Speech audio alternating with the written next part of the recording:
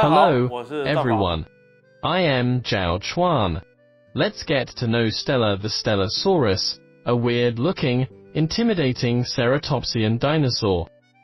This dinosaur was medium-sized, with a body length of about 5 meters.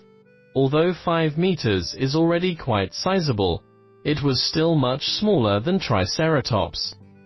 Its most salient feature is the massive horn standing on its nose, along with 4 elongated parietal spikes on the top of its frill that are inclined posterolaterally. These spikes are the reason it was named Stellasaurus, meaning star lizard, as their shape resembles the outward radiating rays of a 5-pointed star. Stellasaurus roamed the Earth about 75 million years ago, and was discovered in the Two-Medicine Formation, a fauna renowned for its highly diversified species. During the late Cretaceous, about 75 million years ago, Stellasaurus shared its habitat with a variety of well-known dinosaurs, such as the familiar Edmontonia and its kin, several hadrosaurids like Pachyrhinosaurus, large carnivorous predators like Styracosaurus and Gorgosaurus, and some small dromaeosaurids also coexisted with it. Diverse dinosaurs thrived in this region at the time. The same locality, but from different strata, has yielded numerous ceratopsians, such as the notable Styracosaurus.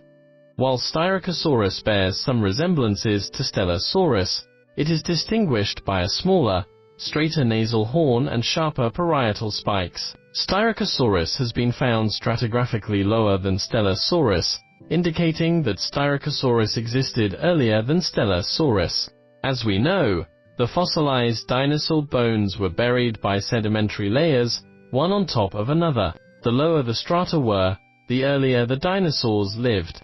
Following this, we can infer that Styracosaurus appeared first, followed by Stellasaurus, then Achelousaurus, and finally Pachyrhinosaurus, which existed closest to our time. These ceratopsians presented a similar appearance. All had elongated parietal spikes and thick nasal horns. So, some scientists believed they possibly evolved within a single lineage. For instance, Styracosaurus had several elongated spikes atop its frill.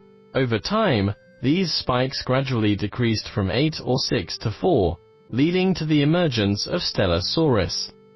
Subsequently, the nasal horn of Stellasaurus thickened and became forward curved, while the elongated spikes reduced to 2, resulting in the evolution of Einiosaurus.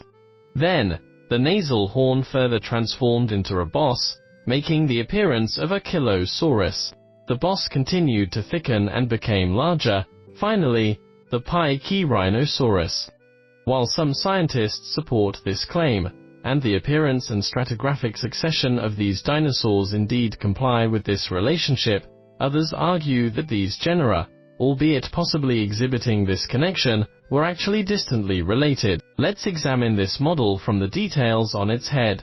Only a limited number of remains have been discovered, primarily consisting of cranial elements. The primary specimen includes a large horn core, the orbital, and several fragmented pieces of the posterior frill. Initially, this specimen, along with a few others, was identified as a genus called Rubeosaurus, which was believed to have a large, curved nasal horn. Unlike this model, Rubeosaurus was characterized by the 2 medically inclined spikes.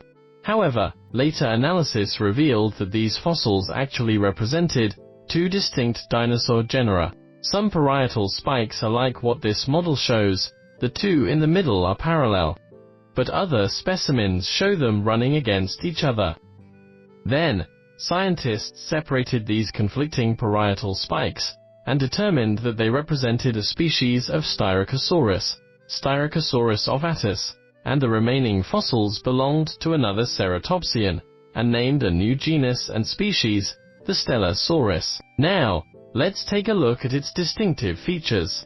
Stellasaurus possessed 4 remarkably elongated parietal spikes, 2 oriented posteriorly in parallel alignment, and the other 2 stretched laterally.